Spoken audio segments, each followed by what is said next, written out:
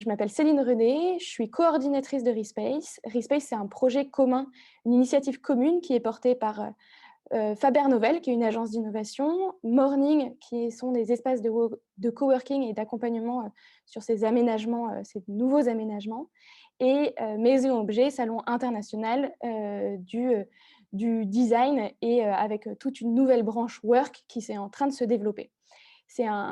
Donc Respace, c'est un projet qui a bientôt, qui a d'ailleurs maintenant un peu plus d'un an, et qui a pour objectif de créer une communauté qui parle ensemble, échange autour des évolutions des espaces de travail, avec une vraie conviction qu'il faut le voir de manière systémique, donc en mettant le plus de gens autour de la table avec les différents aspects des espaces de travail, pour ne pas se concentrer chacun de son côté, mais avoir une pensée globale dès le début des espaces de travail, pour leur en donner toute leur intensité et toutes leurs objectifs, qui puissent répondre à tous leurs objectifs. Avec Respace, c'est un projet qui est né avant la crise du Covid, et la crise du Covid a renforcé encore, ou en tout cas a été un accélérateur pour ce projet, avec une conviction qu'on est à un moment charnière, que les espaces de travail sont en train de vivre un moment un peu unique, ou en tout cas, on est en train de re-questionner notre rapport aux espaces de travail, avec un rapport qui était assez, entre guillemets, post-industriel, où on était tous avec un espace, un peu ce que j'aime appeler la triple unité, comme on pouvait avoir dans le théâtre, unité de temps, unité de lieu et unité d'action. Et là, il y a un re-questionnement de ces trois unités qui commencent à pouvoir vivre aussi, chacune de leur côté, en tout cas une multiplicité des réponses dans chacun de ces trois points, avec une diversité des lieux de travail et le développement de l'hybride, une diversité aussi des actions et de ce qu'on va venir chercher dans les espaces de travail, et du coup une évolution dans les besoins, dans les actions qu'on cherche à pouvoir mener dans les espaces de travail.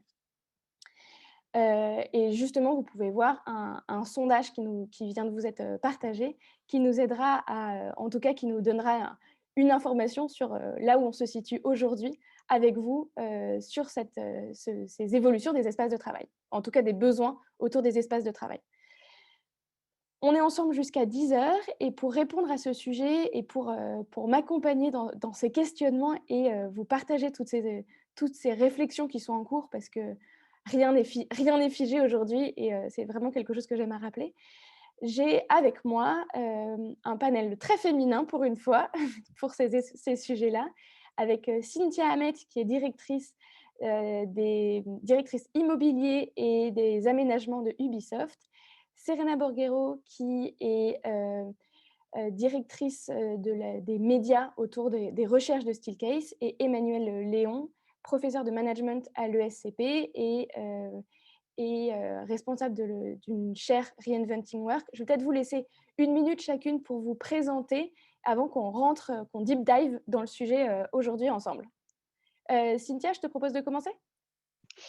Merci Céline, enchantée. Donc je suis Cynthia, je suis directrice immobilier chez Ubisoft, une société spécialisée dans l'entertainment depuis 35 ans maintenant, à l'origine dans les jeux vidéo et qui s'est pas mal diversifiée dans les séries télévisées, le cinéma, les produits dérivés, les parcs d'attractions, enfin j'en cite pas mal. Pour ma part, j'ai rejoint le groupe il y a une vingtaine d'années pour un stage de fin d'études et je pensais faire le tour du monde après. Puis finalement, je suis restée parce que la boîte est vraiment passionnante, tout le temps dans l'innovation avec des collaborateurs très intéressants. Et depuis maintenant 8 ans, je dirige le département immobilier et aménagement. On a décidé d'internaliser totalement la fonction et donc j'ai dans mes équipes des chefs de projet travaux, des designers d'espace, une spécialiste de l'office branding et des responsables exploitation, sécurité et HSE. Voilà, c'est complet. Et donc, je suis ravie que Céline m'ait invitée. Et voilà, c'est parti. Merci Cynthia, merci beaucoup d'avoir accepté cette invitation. Serena, je te laisse peut-être aussi te présenter. Oui, bonjour, ravie d'être ici. Je m'appelle Céline. Donc, je joins Cynthia parce que je travaille aussi depuis 20 ans chez Steelcase. Mais moi aussi, je pensais rester que 6 mois et puis finalement, je suis encore là. C'est une aventure qui se renouvelle chaque jour. Je m'occupe de la partie de communication de recherche. Steelcase est leader mondial dans l'environnement de travail, mais ce qui me plaît, ce qui m'intéresse le plus, c'est que justement, c'est une approche très centrée sur l'utilisateur. Et donc, justement, la philosophie de base est que l'espace modifie nos comportements et donc joue un rôle très important dans la définition de comment les gens se sentent, comment les gens se comportent et par conséquent, comment les gens sont capables de bien travailler. Donc, je m'occupe des recherches, je m'occupe de l'Europe et donc c'est avec un peu cette vue d'observation que je participe aujourd'hui à cette intéressante conversation. Merci beaucoup, Serena. Et enfin, Emmanuel, je te laisse la parole pour aussi parler de tes 20 ans d'expérience. C'est le trait commun. Oui, on a réalisé qu'on avait tout à peu près 20 ans d'expérience professionnelle dans l'entreprise où nous sommes aujourd'hui. Alors moi, ce n'est pas vraiment une entreprise puisque je travaille à l'ESCP Business School sur le campus de Paris. L'ESCP Business School est une école européenne implantée à Paris, Berlin, Madrid, Turin, Londres et Varsovie. Avec environ 7000 étudiants, voilà, donc ça vous donne une idée si vous ne la connaissiez pas. Et dans le cadre de cette école, alors moi, par rapport à Cynthia, j'ai fait mon tour du monde avant de rejoindre le SCP parce que je savais qu'après, ce serait compliqué. Et donc, je dirige aujourd'hui une chaire qui s'appelle Reinventing Work depuis 1 an avec le groupe BNP Paribas qui s'intéresse à toutes les transformations en cours dans le monde du travail et des organisations au sens très large, puisqu'on a des projets à la fois sur la flexibilité au travail, l'intelligence artificielle, le talent sharing, etc. Et ce sont des sujets qui me passionnent depuis un certain temps, puisque j'avais fait mon mémoire, à l'époque, on disait encore DEA, sur les bureaux virtuels d'Accenture, ma thèse de doctorat sur le management à distance, et donc ça fait 20 ans que ces sujets me passionnent. Voilà. Eh bien, merci beaucoup. Je suis très honorée de vous avoir toutes les trois avec moi. Et pour commencer, je voulais vous interroger avant de rentrer dans le vif du sujet sur comment est-ce que cette période de télétravail, en fait, a fait changer les attentes des collaborateurs par rapport au bureau en étant en télétravail, en étant à distance. Le rapport en creux, on a vu apparaître peut-être de nouveaux besoins, de nouvelles attentes par rapport au bureau. Et pour ça, d'ailleurs, je vais vous partager les résultats qu'on a vu apparaître par rapport au panel que nous avons aujourd'hui, avec un collectif, par exemple, à 43% sur ce qu'on vient chercher. Emmanuel, justement là-dessus, est-ce que tu peux nous en dire 2 mots sur comment est-ce que ces besoins avec le télétravail, ce rapport au bureau auraient changé, évolué? Alors, c'est une bonne question et c'est vrai qu'aujourd'hui, c'est la question, entre guillemets. Pourquoi? Parce que les entreprises s'interrogent sur demain, c'est-à-dire qui revient, comment on revient, pourquoi on revient, quelle proposition de valeur dans le fait de revenir, etc. Pour autant, je ne suis pas sûre qu'on ait vraiment eu des nouveaux besoins. On a toujours 2 choses qui sont extrêmement présentes quand on parle de relations à l'espace. Globalement, on a besoin de se concentrer et on a besoin d'interagir. Alors, on va dire, une fois qu'on a dit ça, bon, mais pendant longtemps, ce qui se passait, c'est que les lieux portaient en eux-mêmes une certaine signification, c'est-à-dire que le télétravail, il y avait quand même cette idée de pouvoir se concentrer et au bureau, cette possibilité de pouvoir interagir. Aujourd'hui, on voit quand même très clairement que, pour le moment, on va dans de l'hybride n'importe quoi, excusez-moi de l'expression, mais en gros, on fait pareil. Si on a l'occasion de retourner au bureau ou si on a l'occasion de travailler chez soi, les réunions s'enchaînent. Il n'y a pas vraiment eu le temps de la réflexion de comment je distingue les deux. Et c'est un peu normal parce qu'on s'est tous retrouvés basculés dans du travail à distance obligatoire, rapide pour tout le monde. Donc, c'est assez logique. Moi, l'hypothèse que je fais, c'est qu'il ne faudrait pas que ça dure trop longtemps et qu'il va falloir réarticuler ce que je fais dans chacun de ces 2 lieux. Après, quand j'y repensais par rapport aux besoins, il y a quand même 2-3 points sur lesquels je voudrais attirer votre attention. Le premier, il y a un besoin quand même qui était déjà présent, mais qui, à mon avis, va être encore accru, qui est j'ai envie de flexibilité. Donc, je n'ai pas forcément envie à nouveau d'avoir une journée de télétravail tel jour, etc. Je vais avoir besoin de plus de flexibilité sur l'endroit où je travaille. Et là, ça ouvre évidemment le bureau, la maison, mais également les tiers-lieux. Ça me paraît un point important. Un autre point important, ça va être de se reposer la question du territoire. Quel territoire j'occupe? C'est quoi un territoire? Il n'est peut-être pas individuel, il est peut-être collectif, tout ça. Et on voit bien le mot collectif qui est ressorti du sondage. Donc, il va falloir se poser la question du territoire collectif. Ça me paraît très important. Et le dernier point, ce serait, n'oublions pas qu'on s'est retrouvés tous dans des espaces très digitaux Et donc, quelque part, il va falloir savoir articuler l'espace de travail physique et l'espace de travail digital. Et ça va au-delà de juste télétravail et bureau, si je puis dire. Merci beaucoup Emmanuel. Et Cynthia, comment est-ce que du coup cette période a changé peut-être le rapport ou en tout cas les attentes que tu as vues émerger chez Ubisoft, les demandes qui ont pu un peu changer par rapport au bureau?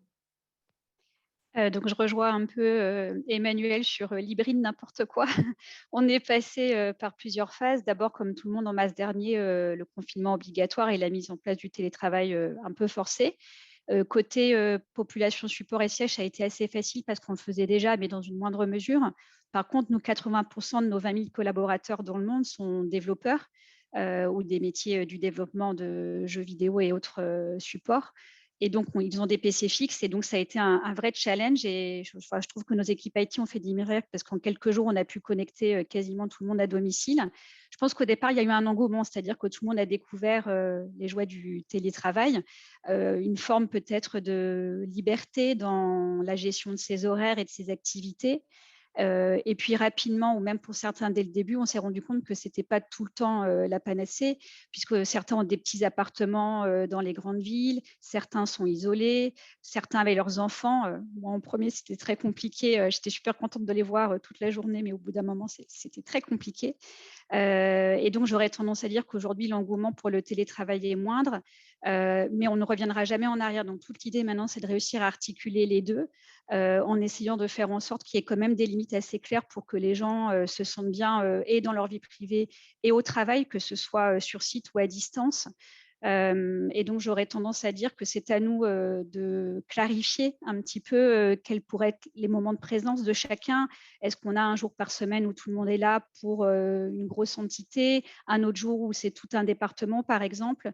En tout cas, j'ai quand même le sentiment que les collaborateurs, et d'ailleurs ils le disent, hein, pour le lien social, ont envie de revenir au travail, certes dans une moindre mesure qu'il y a un an, et également, donc ça pour le lien social, les équipements, etc.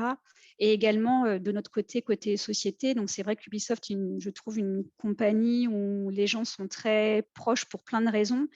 C'est compliqué de développer le sentiment d'appartenance si les gens ne sont pas suffisamment au travail, s'ils ne sont pas baignés dans nos univers. Donc voilà, donc je pense qu'on est dans un entre-deux qu'il faut réussir à formaliser un petit peu dans l'espace. Merci pour ce partage, Cynthia. Et, et pour finir cette introduction et justement les différences entre tout ce qui est, tous les différents profils, en tout cas les différentes attentes qui émergent, Serena, je voudrais te laisser la parole. Je crois que justement tout n'est pas homogène dans Non, ce rapport au travail. tout à fait.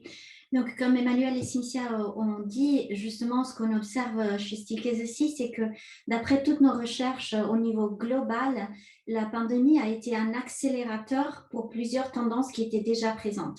La digitalisation, le télétravail, le besoin de socialisation, tout a été très accéléré.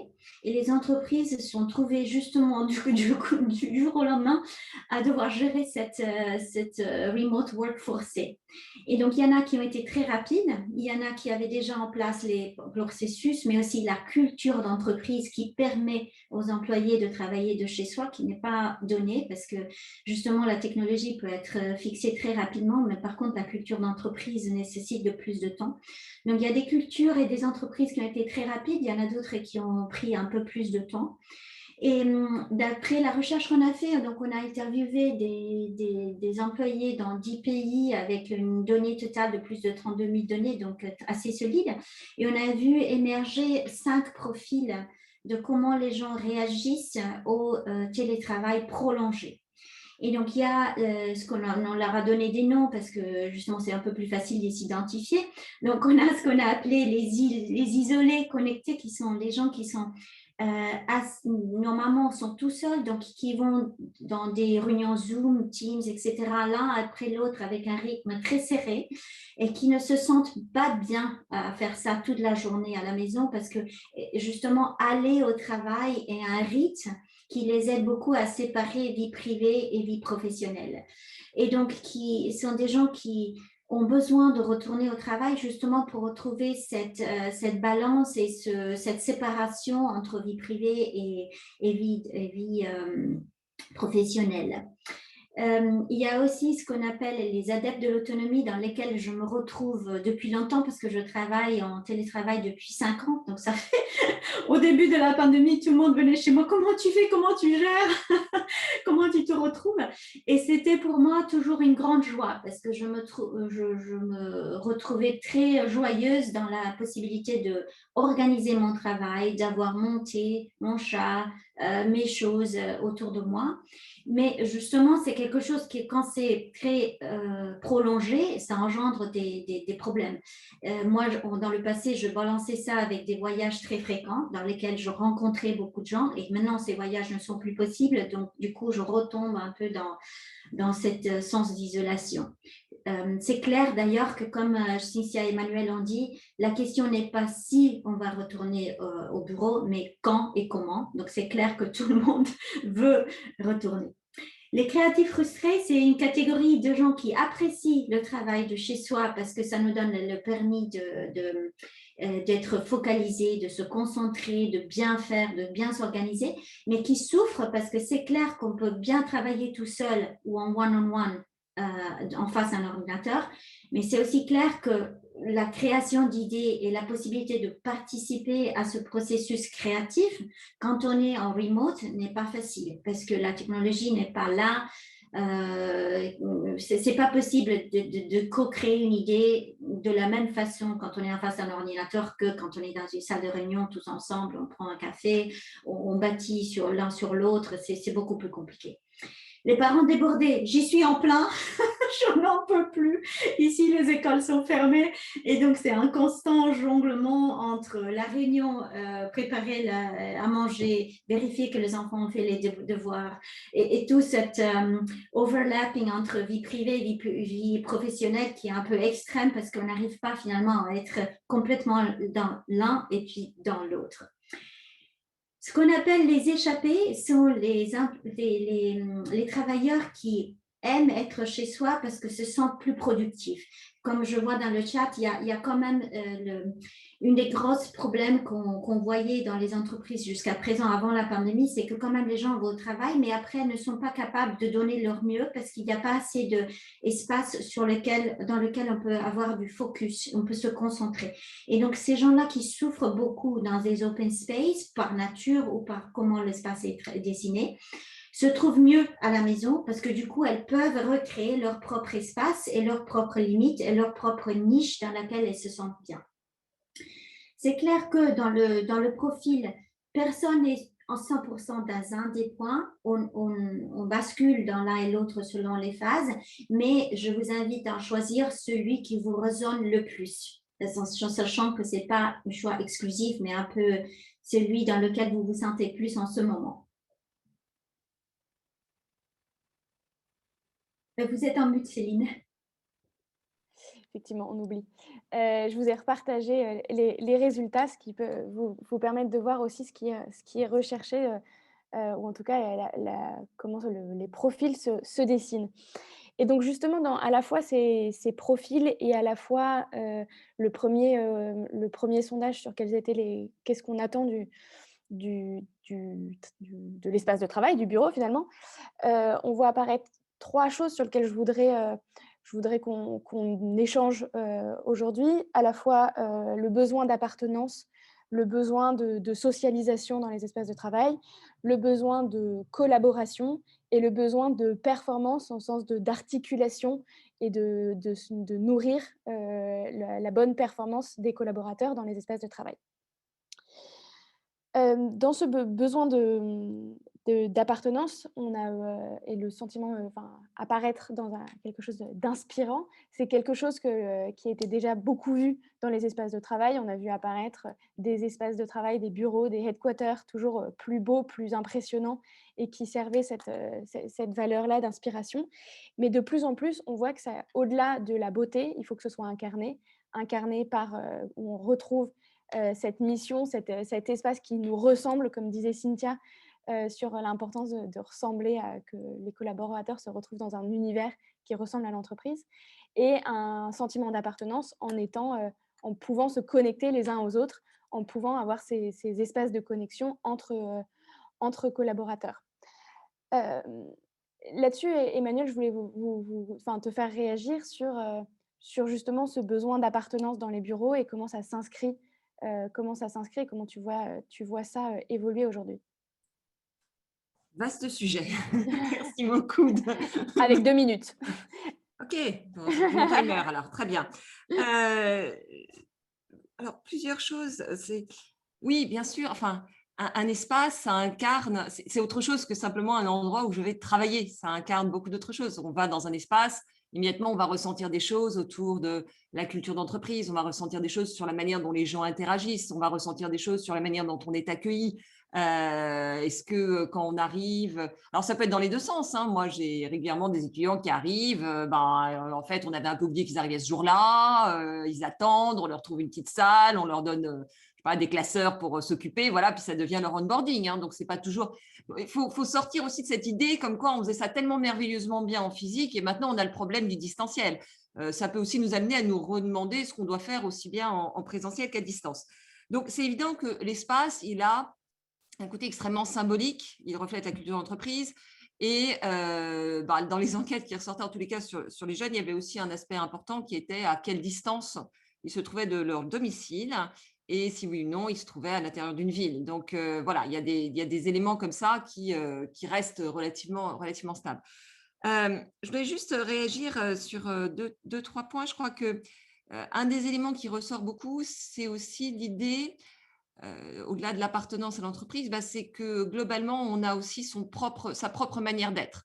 C'est-à-dire que oui, on peut très bien réussir à télétravailler du mieux possible, etc., mais on n'est pas forcément la même personne au travail et à la maison. Et donc, ça pose un certain nombre de soucis.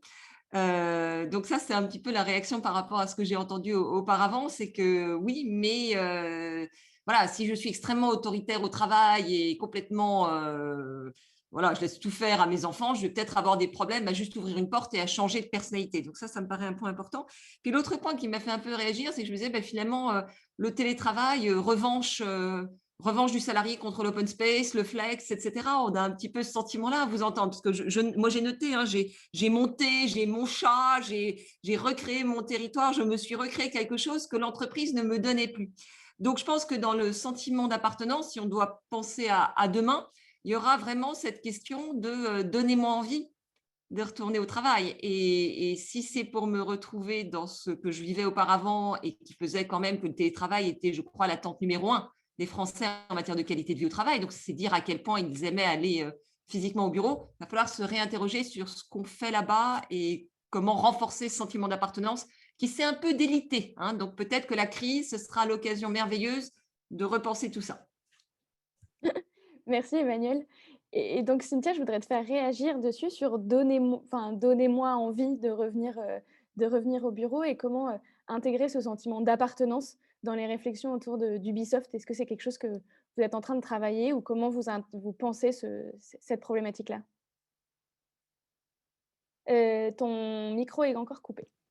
C'est bon. J'avais appuyé pourtant sur le bouton, mais je disais que je rejoins Emmanuel sur le fait qu'on doit donner envie aux collaborateurs de revenir et idéalement pas les forcer. Et donc, pour avoir envie de revenir, il peut y avoir plein de raisons, des espaces mieux pensés et des espaces qui donnent envie de se réunir. La collaboration a toujours été une valeur très forte chez Ubisoft. Les gens s'entendent bien, ils ont envie de travailler ensemble. On parle beaucoup de lieux iconiques pour faire passer notre ADN. Par exemple, on a la chance dans ma société d'être dans une industrie très visuelle, à la différence peut-être de certaines où c'est plus compliqué d'embarquer les gens dans nos mondes. Et donc, c'est vrai qu'en ce moment, en fait, une autre opportunité qu'on a, c'est qu'on est en train de rénover notre parc immobilier francilien. Donc, on a pris à bail il y a à peu près 2 ans un bâtiment qui a été livré récemment de 24 000 m² à Saint-Mandé. Donc, on a fini d'aménager, enfin, on est bien avancé. Et on va se lancer bientôt dans la rénovation de nos autres bâtiments à Montreuil. Et donc, on en profite pour encore accentuer quelque chose qui était déjà présent, qui est tout ce qu'on appelle l'office branding. Donc, qui permet dans la décoration, tout ce qui est vitrophanie, signalétique, etc., d'immerger au maximum nos collaborateurs et nos visiteurs dans nos mondes. On va, par exemple, développer des totems d'objets. Je vous disais en introduction qu'on s'est mis à fabriquer des produits dérivés, par exemple. Donc, on peut les monter ensemble pour faire, on a fait des rideaux de lapin, des grands murs de chibi qui sont des petites statuettes en rotocastées en plastique. Donc, l'idée, c'est de montrer qu'on a un savoir-faire avec nos personnages. Je pense aussi qu'en dehors de l'ADN, il est important de mettre en valeur donc, la collaboration, qui est une valeur forte, c'est ce que je vous disais. Et donc, c'est vrai que dans ces projets d'aménagement, on a beaucoup insisté sur les lieux partagés plus que sur les open space, parce que le plus important, je pense, dans le retour au travail, c'est de collaborer. Et donc, on a créé tout type de salles qui permettent de réfléchir de différentes manières. Voilà, je pense que peut-être la chose qu'on avait mis un peu de côté, c'était en fait au sein d'une journée, il y a des moments où on collabore et d'autres où on réfléchit. Et donc, on avait assez peu d'espace où on pouvait s'isoler pour passer des coups de fil. Donc ça, c'est quelque chose qu'on est en train de modifier. Voilà. Merci, merci Cynthia. Et Serena, donc là, on vient de voir l'exemple d'Ubisoft. Comment les évolutions des demandes des clients ou de Steelcase, comment est-ce que cette notion d'appartenance et de créer ces espaces communs, qui ne soient pas seulement des espaces de travail, s'intègre? Oui, tout à fait. Alors effectivement, on a tous changé lors de la pandémie, les employés ont changé, leurs attentes ont changé. Et donc effectivement, la plupart des entreprises repensent comment dessiner l'espace de travail justement pour donner envie aux employés de rentrer et de se sentir bien quand ils reviennent au bureau. Donc il y a en premier cet besoin de leur permettre de socialiser et de collaborer, donc d'échanger informellement et d'être capable de co-créer ensemble des solutions. Cela est très connecté au sens d'appartenance, justement au point d'Emmanuel et Cynthia. Donc, si on est tous en remote, c'est beaucoup plus difficile de se sentir partie de la même organisation, de se sentir connecté à la raison d'être de l'organisation et pour autant d'être capable de contribuer à la grande vision qu'on a en leur mettant du soi. Donc, pourquoi est-ce qu'on est là? Qu'est-ce qu'on fait? Qu'est-ce qui est le sens de tout ça? Et donc, d'être capable d'inventer et d'innover ensemble vers le but pour lequel on est là. Il y a aussi un grand sens de bien-être qui doit être considéré parce que justement, comme Emmanuel disait, si on se sent bien à la maison pour certaines raisons, il faut être capable de retransférer ce sens de bien-être au sein du travail. Donc, est-ce qu'il y a des espaces où je peux m'isoler? Est-ce qu'il y a des espaces où je peux m'asseoir comme je veux, avec les pieds plus en haut, avec un sens un peu plus de maison, hein, et non pas seulement de sens de travail fixe? Est-ce qu'il y a des petits lounges? Est-ce qu'il y a une grande belle cafétéria dans laquelle je peux m'asseoir avec mes collègues et échanger? Est-ce qu'il y a des espaces de collaboration où je peux écrire sur les murs? Hein? Toutes ces choses que les gens cherchent quand elles ne sont pas au bureau doivent être retransférées dans l'environnement de travail, donc en apprenant de ce que les gens cherchent et naturellement en créant de l'inspiration, de l'énergie et tout ça avec un sens quand même de sécurité qui doit être là pour inviter les gens à revenir. Sur le sens de sécurité, c'est quelque chose de très personnel. Donc, il faut être sûr que l'environnement de travail est safe, hein, mais aussi de bien le communiquer aux employés. Un dernier point, c'est clair que le télétravail est là pour rester. Les employés le souhaitent et d'après nos recherches, on peut s'attendre qu'une ou deux fois par semaine, le télétravail est là pour rester pour tous, pour donner justement ce sens d'équilibre. Quand je suis à la maison, je fais certaines choses, je me concentre, je me focalise et quand je vais au travail, c'est là que je rencontre mes collègues, que je crée des idées, que je socialise, que j'échange et que je me sens part de l'organisation dont je suis fière et engagée de faire partie, on espère tous. Merci, merci Serena. Et on voit donc qu'il y a vraiment ce sujet autour de que le sentiment d'appartenance, il y a aussi tout ce sujet de collaboration et de créativité. Justement, Emmanuel, je voudrais te donner la parole pour réagir sur ce qui vient d'être dit et partager sur comment est-ce que cette collaboration, cette créativité aujourd'hui est une question et du coup une demande sur le retour au bureau? Parce qu'on voit que le collectif a été le premier point sur, la demande de ce qu'on attend du bureau. Ton micro, voilà. Je clique jusqu'à ce que ça, ça apparaisse. Euh, alors, juste un point sur lequel je voudrais revenir.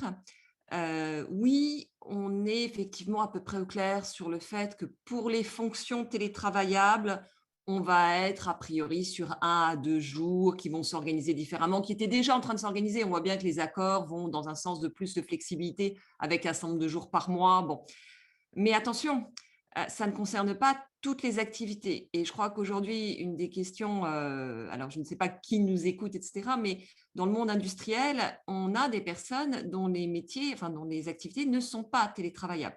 Donc, il y a par rapport à cette question d'appartenance et d'appartenance à un corps social, on a le risque d'une fracture entre ceux à qui on va dire oui, vous pouvez, oui, on organise une certaine flexibilité, etc., et ceux à qui on va dire ben non, votre poste n'est pas télétravaillable. Voilà, à l'usine, c'est un peu compliqué d'avoir un poste télétravaillable. Je dis ça parce que je pense qu'on est assez nombreux dans le tertiaire ou dans des industries qui permettent de travailler à distance. Ce n'est pas le cas de tous, donc je voudrais juste revenir sur ce point, même si très clairement, tous ceux qui ont goûté au télétravail disent 1 à 2 jours, j'aimerais bien. Voilà, donc on va quand même devoir faire face à ceux qui ne pourront plus ou ne pourront pas. Alors, pour revenir sur l'aspect, sur ta question, Céline, sur la question de la collaboration, de la créativité qui est un peu en creux par rapport à tout ça, moi, je rejoins complètement ce que disaient Cynthia et Serena. Il se passe des choses dans une salle, physiquement, qui ne se passent pas au travers d'un écran. Alors, on me dit, par exemple, un des exemples amusants, c'est la caméra. Bon, la caméra, si vous voulez avoir l'impression que je vous regarde, il faut que je regarde le petit point là, lumineux. Donc là, vous avez l'impression que je vous regarde. Mais si je vous regarde vraiment vous, je suis comme ça. Ce qui veut dire que là, je ne vous regarde plus. On est obligé de changer les choses. Et c'est vrai que la créativité sans aucun contact, sans aucun moyen vraiment de décoder du non-verbal, c'est assez compliqué. Alors, je sais qu'il y a plein de techniques et on va certainement progresser là-dedans. Mais il y a des choses qu'on aura du mal à organiser à distance.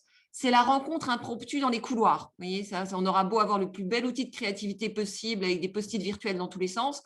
Imaginez qu'il faudrait mettre un tel dans la réunion à un endroit à un moment donné, ça ne va pas fonctionner. Donc, le télétravail, ça fonctionne très bien sur des tâches qui sont quand même relativement séquencées, avec pas mal d'autonomie, éventuellement des interactions, mais quand il s'agit vraiment de co-construire un nouveau projet, c'est plus compliqué. Et ce qu'on a vu au cours de la pandémie, c'est que les équipes qui étaient déjà en place, qui fonctionnaient déjà bien ensemble, bon, je ne dis pas que ça a été simple, hein, mais elles se sont réorganisées. Et la distinction que je ferai, c'est avec comment est-ce qu'on fait quand on a un nouveau collaborateur qui arrive dans l'équipe, qu'il soit de l'extérieur ou même de l'interne. Comment je fais pour lancer un nouveau projet? Tout ça à distance, pour l'instant, on n'a pas encore trouvé le Graal. Donc, le bureau va très clairement, de ce point de vue-là, est très important.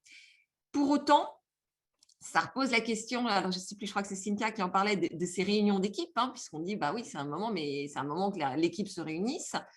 Qu'est-ce qu'on a vu pendant le télétravail? Il y avait une recherche qui disait qu'en fait, ça avait plutôt augmenté les interactions avec ses collègues de 40%, mais diminué d'environ 10% les relations avec tous les autres. Et à mon avis, ce chiffre est en deçà de la réalité. Donc, ça veut dire que la réunion d'équipe, très bien, on va y arriver, mais à nouveau, à quel point est-ce qu'on ouvre? Est-ce qu'on fait du transdisciplinaire ou pas? Pour l'instant, voilà, il va falloir repenser ça au niveau des espaces. Et ça va demander à l'organisation de faire des choix. Parce que si, quelque part, soyons clairs, hein, on a plus de télétravail, il y a très souvent de la réduction d'espace, en tous les cas, moins de possibilités d'eux. Donc, si tout le monde décide de faire sa réunion d'équipe le lundi matin, on va avoir un petit souci. Donc, c'est au niveau de l'organisation qu'il va falloir définir qui fait quoi, quand. Et aujourd'hui, j'ai un peu le sentiment d'une formidable liberté laissée aux salariés sur plein de points d'organisation. Mais il y a un moment, il ne faut pas se faire d'illusions. Il va falloir restructurer tout ça. Et là, ça va être aussi un moment intéressant à suivre. Merci, merci Emmanuel. Et du coup, dans ce que tu partages, il y a un vrai sujet autour de la collaboration, repenser les espaces pour favoriser aussi cette collaboration quand on est sur place. Cynthia, tu parlais tout à l'heure du fait que vous avez différentes salles de réunion, vous réfléchissez à différentes salles de réunion pour favoriser la collaboration.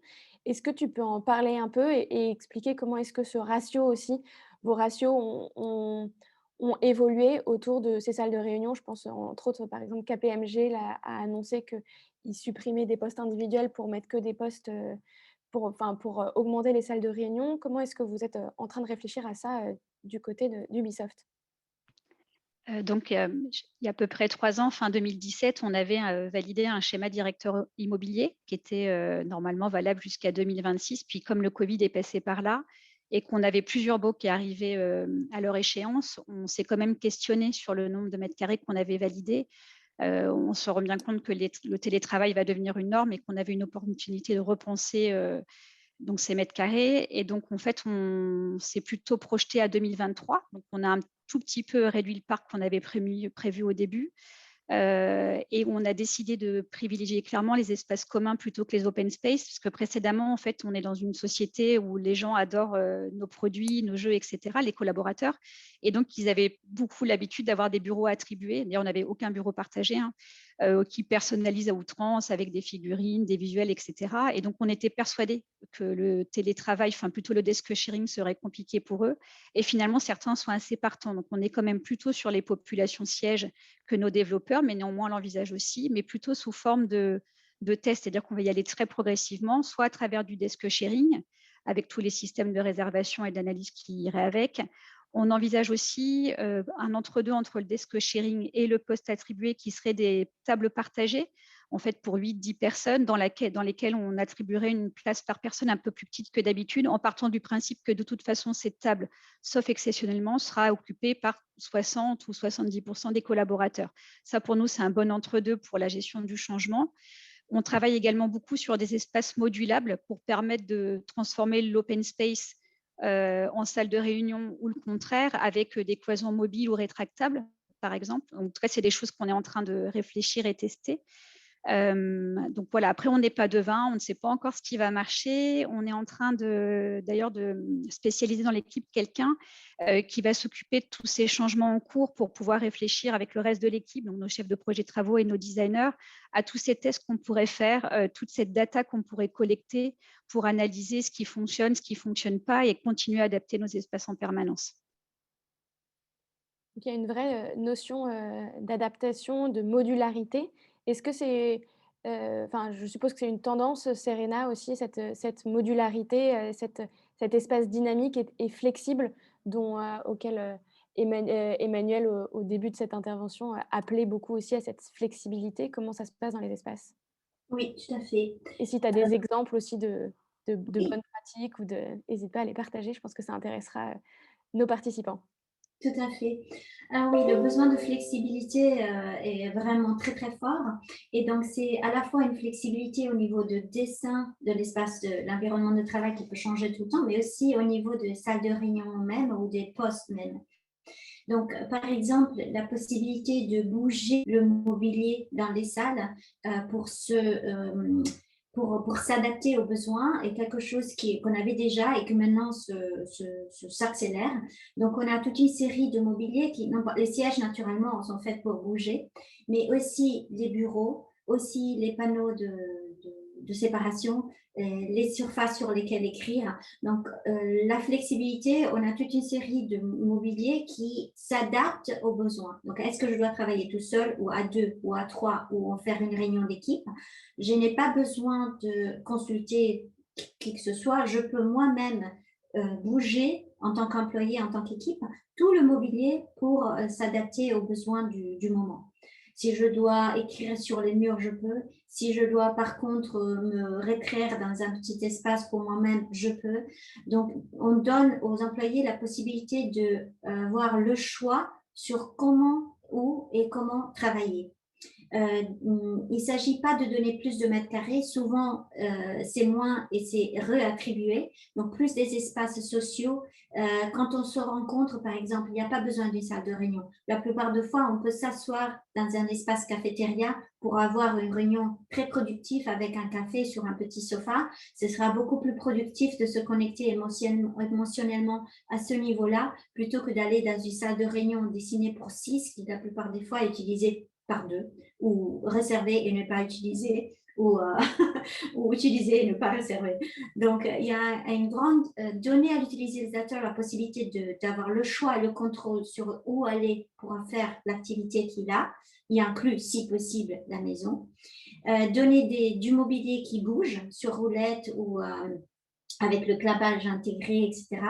Donner la possibilité aussi de bouger quand on travaille, par exemple. Est-ce que je peux faire la réunion debout? Est-ce que je peux faire la réunion ou mon call sur un siège lounge en regardant par la fenêtre? Toute cette variété est clé. Et oui, c'est comme un organisme vivant, donc ça bouge tout le temps, ça s'adapte, ça. Et puis, la dernière chose, je dirais que c'est aussi très important, j'en parlais avec Microsoft, qui est un de nos grands clients, le vrai challenge est quand même avoir la possibilité d'avoir des expériences hybrides pour les gens qui vont au bureau, mais aussi pour les pour les participants qui ne sont pas là physiquement, mais qui doivent intervenir. Donc, donner la possibilité à ceux qui sont en remote d'être aussi présents dans l'expérience de la réunion que ceux qui sont physiquement présents. Ça, c'est un peu le challenge le next challenge pour les années à venir, mais qui est un peu ce qu'on vise en tant qu'expert dans l'environnement de travail, parce que c'est là pour rester. Tout le monde ne va pas avoir la possibilité de revenir au bureau physiquement toutes les fois que c'est nécessaire. Donc, oui, sécurité, productivité, inspiration et flexibilité sont un peu les principes guides pour le bureau du futur. Et surtout, être vraiment à l'écoute et faire de façon que les gens se sentent bien, qui est un sentiment qui est non pas seulement physiquement, je dois me sentir bien sur mon siège, ne pas avoir de problèmes d'acoustique ou d'être toujours dérangée par les gens qui passent, mais aussi est-ce que je peux bien penser, est-ce que je peux bien me sentir partie de cette organisation, et si je me sens bien, donc si on sera à l'écoute des besoins et si on essaiera de les transférer dans l'espace de travail, eh bien l'espace de travail de demain va être vraiment quelque chose qui va aider les gens à mieux vivre et à mieux travailler. Et vous êtes encore en mute. On oublie. Ça fait 1 an, mais on continue à pas avoir tous les réflexes. Merci Serena.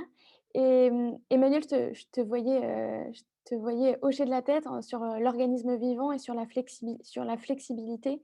Et est-ce que tu veux en dire quelques mots sur ce que ça sur ton retour et sur cette recherche de performance avec l'hybride dans les espaces de travail aussi, ou en tout cas comment cette connexion entre tout ça, entre les espaces de travail et la distance? Ça, c'est le risque de hocher la tête en visioconférence. Je ne sais pas si je hochais la tête à ce moment-là, mais j'ai noté plusieurs points qui me semblent vraiment très intéressants dans les 2 interventions de Cynthia et de Serena. La première, c'est cette question un peu de pilote, de tester des choses, de voir ce que ça donne, parce que moi, je me balade beaucoup en entreprise et on a toujours des surprises. Cette belle salle d'idéation dans laquelle personne ne va, parce qu'effectivement, il y a une super cafette juste devant où tout le monde s'arrête pour prendre un café et où on se croise et où du coup… c'est à ce moment-là qu'on a plein d'idées, qu'on fait la réunion, etc. Donc, c'est vrai que je trouve que cette idée à la fois de pilote et puis de flexibilité derrière, parce qu'une fois qu'on a posé, si on pose des cloisons et qu'on ne peut rien bouger, ça devient très, très compliqué. Donc, ça, je pense que cette notion-là, elle me semble intéressante et elle n'est pas nouvelle, mais elle est plus partagée aujourd'hui. Moi, je voyais des entreprises qui déjà gardaient 10 à 20% de leur espace libre pour imaginer l'espace de demain. Donc, on avait déjà cette notion-là. Je pense qu'elle va de plus en plus se répandre. Après, ce qui me paraissait intéressant aussi, c'est effectivement la grosse question, mais elle n'est pas nouvelle. On avait déjà des réunions où on était 10 dans la salle et 3 pauvres isolés qui parlaient à travers de la pieuvre ou qui apparaissaient sur un écran. Alors ça, évidemment, le jour où on aura tous des salles de téléprésence, on sera tous de la même taille, où on aura des casques virtuels pour avoir l'expérience d'être dans la même salle, même si ce n'est pas le cas. Bon, on n'y est pas encore, technologiquement, c'est possible, mais c'est quand même un certain coût. Donc, il ne faut pas oublier que globalement, de l'hybride, si on a un gros… ça va rester, c'est-à-dire si on a un gros bataillon ensemble et quelques personnes isolées, écoutez, si vous trouvez la solution pour que ça marche bien, je pense que tout le monde sera preneur. Moi, ce que je vois dans la recherche, c'est que globalement, ça fonctionne si vous avez une ou deux personnes qui sont, elles, réparties et qu'on n'a pas comme ça une grosse masse de l'équipe ensemble physiquement. J'aurais même tendance à dire, si une partie de l'équipe est à distance et que ce n'est pas des bonnes conditions, et ben, tout le monde se met à distance, c'est-à-dire tout le monde est en visio, parce que sinon, il se passe des choses dans la salle que les autres ne capteront pas. Et ça, ce n'est pas nouveau, mais vous avez raison, ça va être renforcé par le fait qu'on va être de plus en plus dans des environnements hybrides. Donc, apprenons en fait de cette pandémie tout ce que nous avons fait de travers, entre guillemets, pendant toutes ces semaines, pour justement réinterroger ce qui était déjà pas très satisfaisant auparavant. Voilà, ce seraient mes réactions. Merci, merci Emmanuel. Cynthia, comment vous réfléchissez à ça assez rapidement, parce que je voudrais avoir le temps de prendre des questions de la salle, mais je trouverais ça intéressant. Comment tu réfléchis en ce moment à ces sujets-là autour de l'hybride au sein d'Ubisoft? Donc, de notre côté, les designers ont beaucoup réfléchi à cette problématique. Ils ont fait une proposition intéressante en dehors des proof of concept et des tests qu'on peut faire sur les espaces et le mobilier, c'est d'éviter de cantonner une salle à une fonction. C'est vrai que souvent, j'ai l'impression qu'il y a pas mal d'entreprises qui répondent en proposant des salles qui permettent de tout faire. De notre côté, on veut plutôt que chaque personne puisse utiliser la salle comme il le souhaite. Et comment on propose ça? Beaucoup à travers un mix and match de mobilier, aussi bien dans le style que dans la fonction, ce qui permet de déplacer le mobilier dans les salles selon ce qu'on veut faire. Donc, on a différentes hauteurs d'assises qui permettent de donner différentes dynamiques de travail. Par exemple, l'équipe a également créé du mobilier sur mesure, d'éléments qu'on ne trouvait pas sur le marché, qui répondent à plusieurs fonctions ou qui étaient à des prix exorbitants, comme par exemple cette table partagée qu'on est en train de dessiner. Ils ont également créé des étagères un peu par avant, on peut mettre des plantes parce que donc, tout ce qui est vert, c'est un grand sujet dans la société. C'est vrai que c'est très agréable, ça donne un peu de vie et l'impression d'être chez soi. Et donc sur les salles, plutôt que de les bloquer donc, dans des fonctions, on propose des surfaces inscriptibles, parfois des bibliothèques pour réfléchir. Et donc l'idée, c'est que chacun puisse les moduler selon ses projets du moment. Voilà, j'avais prévu 30 minutes sur ce sujet, mais comme vous me dites qu'on est pressé, j'arrête. Ça va créer des frustrations. Il y a déjà beaucoup de monde qui demande à avoir plein d'informations sur ce que vous faites sur Ubisoft. Donc, c'est effectivement Avec plaisir. un peu frustrant le timing, mais je pense qu'on peut imaginer d'autres moyens de partager ces informations. Ce que je vous propose, c'est prendre quelques questions de la salle et de vous faire réagir dessus. Une première question, c'est, alors je vous l'ai dit comme tel, dans les faits, comment mesure-t-on la qualité et la productivité de la collaboration? Quels sont les protocoles pour voir, entre autres, par exemple, je pense à la fois, Serena et Cynthia, comment est-ce qu'on voit que le lieu de travail, enfin, c'est le bon lieu qui est adapté au bon mode de travail? Si on est dans une démarche de test and learn, ça veut dire qu'il y a de la data. Comment est-ce qu'on valorise? Quels sont les bons KPI à suivre dans la productivité et la collaboration? Hem, je ne sais pas, Serena, est-ce que tu veux commencer? Oui, tout à fait.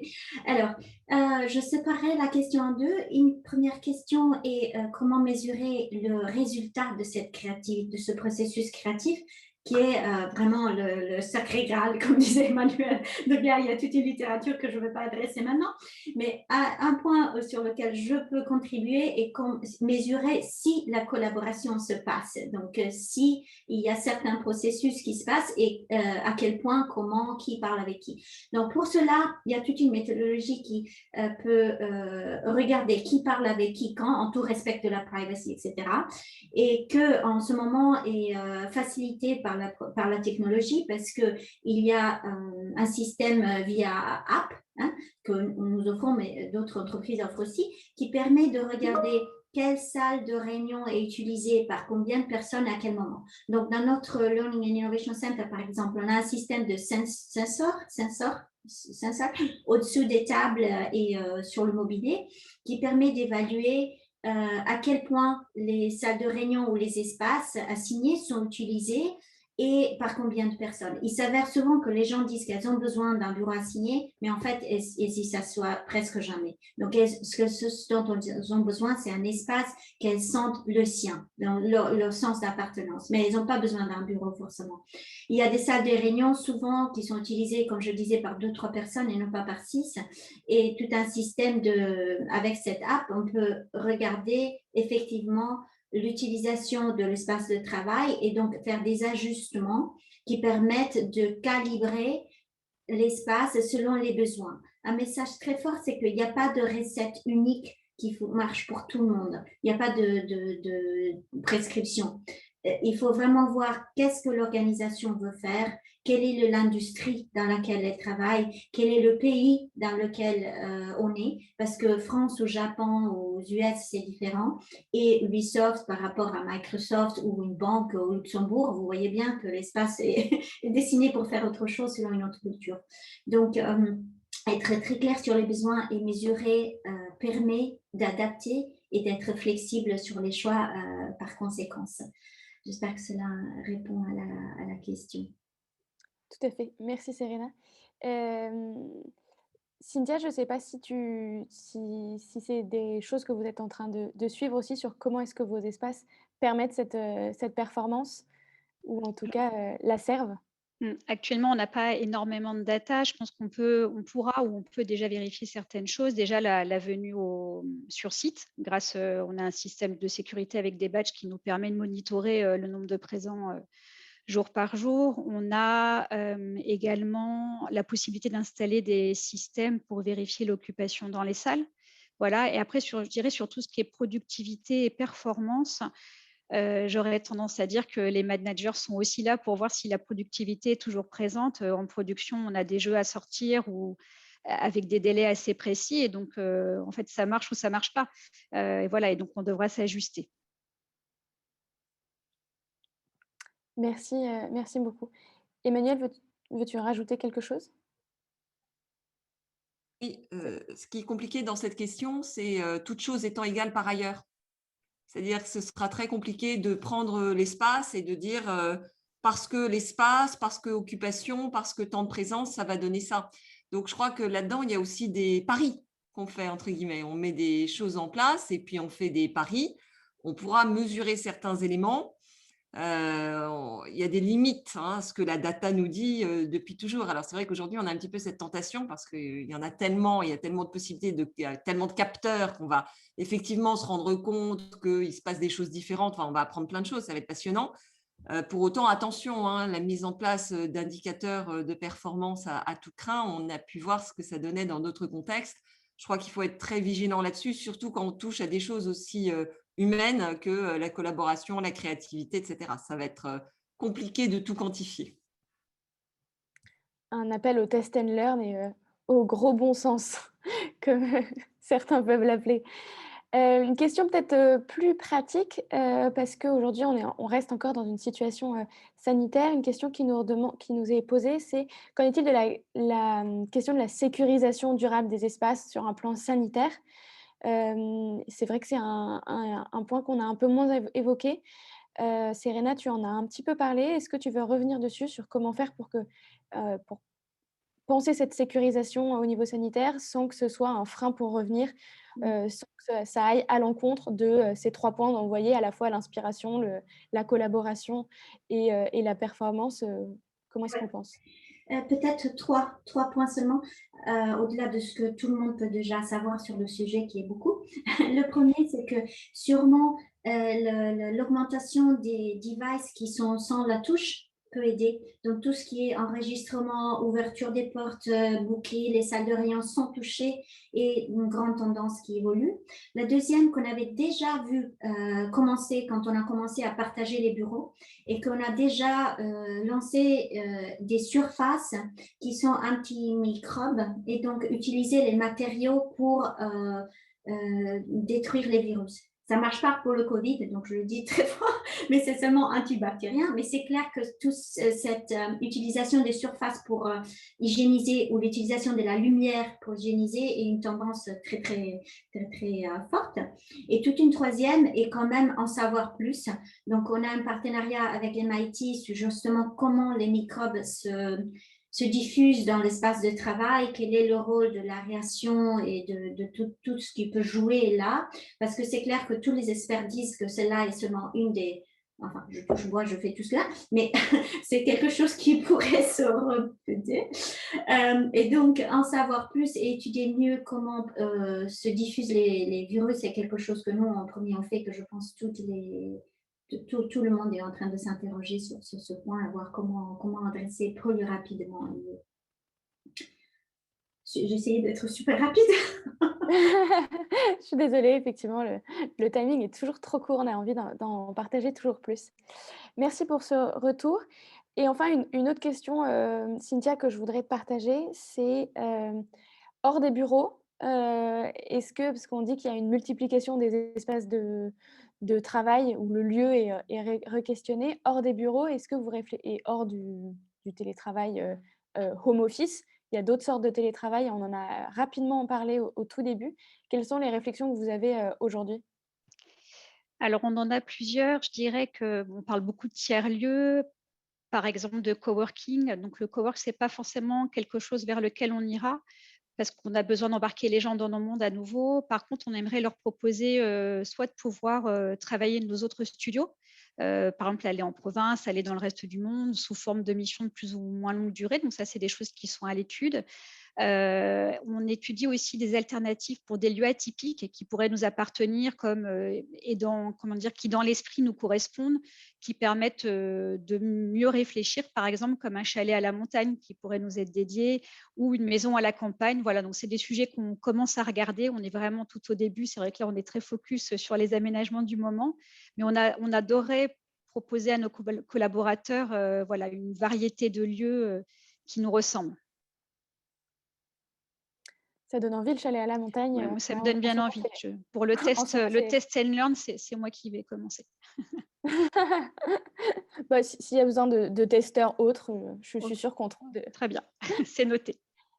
Et peut-être, Emmanuel, pour terminer dessus, justement, parce que pour un peu cette ouverture, cette réflexion autour du travail en dehors des lieux de travail habituels, home office ou bureau, comment tu vois ça avec ton point de vue de plus recherche? Plus recherche, je ne sais pas, parce que j'ai l'impression qu'on est toutes très alimentées par beaucoup de recherches. Je crois que là, effectivement, on a déjà, avec le monde post-industriel que tu citais, on s'est affranchi peu ou prou dans tous les knowledge workers d'être au même endroit, c'est-à-dire dans l'usine, dans le même temps, parce qu'il y a le temps de production et la chaîne, etc. Ça, c'est clair qu'on l'a dépassé. Pour autant, on voit certains réflexes managériaux qui restent très ancrés dans un monde industriel, les personnes à telle heure, à tel moment, ou joignables, ou disponibles, ou présents sur site, etc. Donc, je crois que quand on va se poser la question d'autres lieux, il va falloir le faire en parallèle avec d'autres temps, c'est-à-dire le temps de la concentration, le temps du partage, mais aussi, ça va renvoyer aussi à la tâche. Est-ce que cette tâche a besoin d'être faite de manière synchrone? Est-ce qu'elle peut avoir lieu de manière asynchrone, etc. Donc, je dirais aujourd'hui, on est très focalisé sur cette dimension de l'espace et c'est important et ça, voilà, c'est l'objet de notre rencontre. Mais je pense que la question de la temporalité et la question de l'activité vont forcément se combiner. Donc, ce serait un peu, mon dernier message, ce serait vraiment de réfléchir aux trois, parce que je ne pense pas qu'on puisse en extraire un et ne pas penser les deux autres en parallèle. Donc, vraiment, le temps, l'espace et l'activité. Ça me paraît les trois catégories à étudier vraiment et au niveau des intersections. Donc, se reposer par exemple la question de qu'est-ce que je fais seul, qu'est-ce que je fais à plusieurs et si j'avais une matrice à créer, qu'est-ce que je peux faire en présentiel, qu'est-ce que je peux faire à distance. Et peut-être que chaque équipe va avoir des réponses probablement très différentes par rapport à tout ça, mais à un moment, il va falloir le formaliser, c'est-à-dire que tout ce qu'on faisait de manière un peu spontanée, impromptue, informelle, etc., Le fait de se retrouver dans ce monde hybride est un monde où il y a une partie du charme qui va disparaître, il faut être quand même très clair là-dessus, et où l'organisation va devenir un élément clé. Merci Emmanuel pour ces derniers mots. Serena, Cynthia, est-ce que vous avez un dernier mot à partager? Peut-être d'abord Serena, ensuite Cynthia, et on terminera là-dessus. Je pense, juste un mot, mais je trouve que c'est vraiment une opportunité, cette crise, pour repenser les environnements de travail de façon meilleure. Et deux choses auxquelles penser, par exemple, où est-ce qu'on met le leadership, par exemple, cet espace leadership? Nous, on a fait le choix de le mettre à côté de la cafétéria pour être très transparent et très connecté aux employés. Vraiment, c'est une chance de mieux faire. Donc, je veux vraiment être positive. Je pense qu'on a beaucoup appris, on a beaucoup évolué en tant qu'individu et organisation pendant cette pandémie.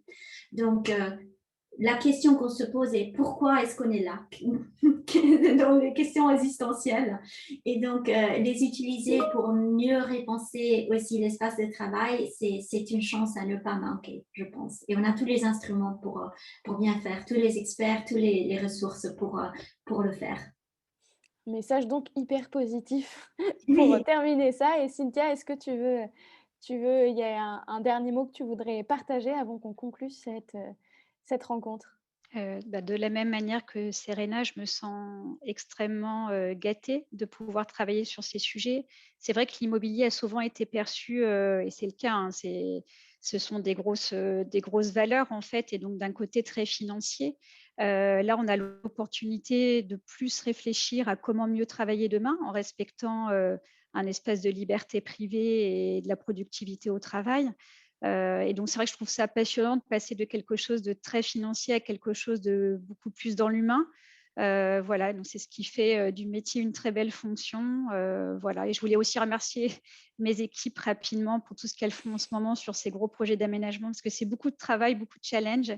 Voilà, on nous demande d'être un peu voyants. J'ai l'impression qu'ils sont allés dans le bon sens. Donc voilà, merci également pour tous ces échanges riches avec Serena, Emmanuel et vous-même. Merci beaucoup. Merci à toutes les trois de votre participation, et merci à tous les personnes qui ont pu nous suivre sur Zoom. J'étais très heureuse de ce moment partagé. J'espère que ça a permis de faire avancer chacun dans les réflexions. On voit qu'il n'y a pas une solution, que c'est beaucoup de tests. C'est un appel à l'optimisme et à l'envie d'aller tester des nouvelles choses, sortir des cadres. Donc voilà, un très grand merci. N'hésitez pas, très vite, au cours des prochains jours, vous recevrez un email avec le replay, et peut-être que je verrai avec Serena, entre autres, si elle peut partager le papier qu'ils ont publié autour de ces sujets-là, où vous retrouverez, entre autres, les profils parmi d'autres sujets. Voilà, et n'hésitez pas à poursuivre les réflexions sur LinkedIn, à partager à la fois vos retours sur ce webinaire et sur les sujets qui nous intéressent tous autour des espaces de travail. Merci à tous.